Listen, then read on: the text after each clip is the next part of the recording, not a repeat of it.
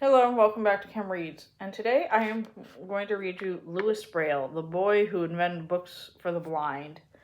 I have an interest in Louis Braille and I would like to read this to you. Okay, first chapter, Louis Braille. You know, in French it's pronounced Braille.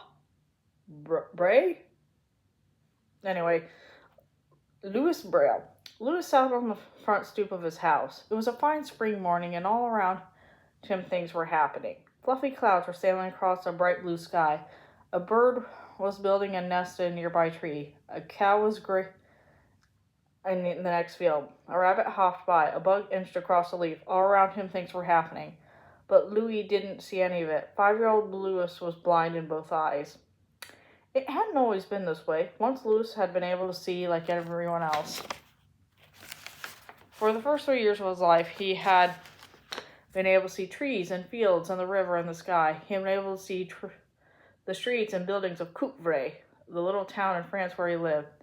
He had been able to see his mother and father, his brother and sisters, and the small stone cottage where they lived. But one day that all changed. Louis's father was a harness maker, the best in all France, he liked to say. Men came from miles around to have Simon Braille make harnesses and saddles for their horses. Louis liked to listen to the men talk and joke and laugh, but he liked it best when they left. Then his father put on his big leather apron and went to work. Louis was too young to help, but he loved to watch his father work. He was only 3 years old. He already knew what he wanted to be when he grew up, a harness maker, just like his father. By Simon Braille's workbench were fat rolls of leather. Hanging on the wall behind him were neat rolls of tools. There were tools to twist and tools to tighten, tools to cut, and tools to punch holes. Knives, mallets, punches, awls. Louis knew the names of them all, how he longed to hold them in his hands just once.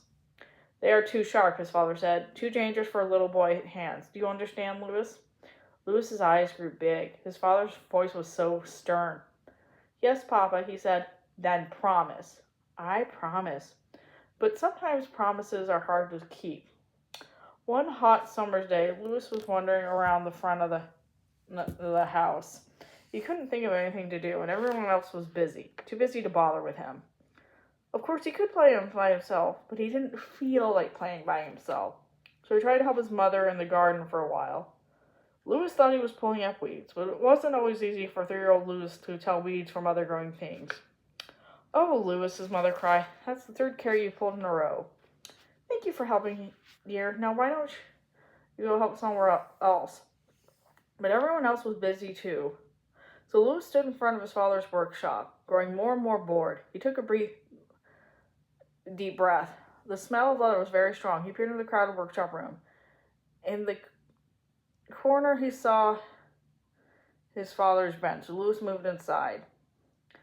He moved closer and closer to the bench, and right in the middle of it was a long piece of leather. Next to the leather was an awl, a long pointed tool for punching holes. Louis knew he shouldn't, but he did it anyway. He picked up the awl and began to dig into the leather. The leather was slippery, and so was the awl. Suddenly the awl skidded. It jumped right into the air and plunged Louis right in the eye. Louis screamed. His mother came running. She held him close and bathed his eye.